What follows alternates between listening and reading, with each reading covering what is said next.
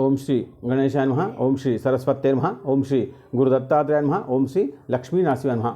22 ఫిబ్రవరి 2026 శనివారం యొక్క దిన విశేషము మరియు పంచాంగము. దిన విశేషం ఏంటంటే రోజు పంచమి, చవితి, శనివారంతో కూడి ఉన్నాయి కాబట్టి ఆంజనేయ స్వామి ఆలయంలోకి వెళ్ళి ఒక రాగి ఆకి తెంపుకొని వచ్చి స్వామికి చూపించి ఇంటికి వచ్చి దాని మీద హనుమతయ నమః అనే గంధంతో రాసి పెట్టండి. పూజ చేయండి. పూజ చేసిన తర్వాత రెండో రోజు దాన్ని నీళ్ళల్లో వేసేయండి. మీ ఇంట్లో ఉన్నటువంటి నెగిటివ్ ఎనర్జీ అంతా కూడా వెళ్ళిపోతుంది.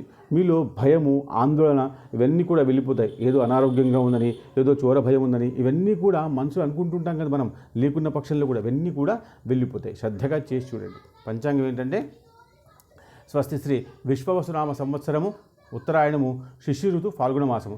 ఈరోజు బ్రాహ్మీ ముహూర్తము తెల్లవారి 4:23 నుంచి తెల్లవారి 5:13 వరకు. ఈరోజు సూర్యోదయం ఉదయం 6:24 వరకు.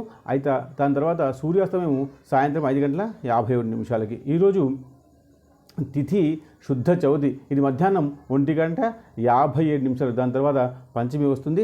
నక్షత్రము రేవతి నక్షత్రము, ఇది రాత్రి 8:15 వరకు ఉంటుంది. దాని తర్వాత అశ్విని నక్షత్రం వస్తుంది. యోగము శుభం యోగము, ఇది సాయంత్రం 5:50 వరకు ఉంటుంది. దాని తర్వాత శుక్లం అనేటువంటి యోగము వస్తుంది. ఆ తర్వాత కరణము, ఇది భద్రకరణము, ఉదయం 1:50 వరకు ఉంటుంది. దాని తర్వాత ఉదయము 1:50 వరకు ఉంటుంది. దాని తర్వాత భవకరణము, ఇది రాత్రి 1:01 వరకు ఉంటుంది. దాని తర్వాత శుభ సమయము, ఇది ఉదయం 7:57 నుంచి 8:20 వరకు ఉదయం వరకు ఉంటుంది. దాని తర్వాత రాహుకాలము, ఇది ఉదయం 9 నుంచి మధ్యాహ్నం ఉదయం 10:30 వరకు ఉంటుంది. యమగండము మధ్యాహ్నం 1:30 నుంచి మధ్యాహ్నం 3 గంటల వరకు ఉంటుంది.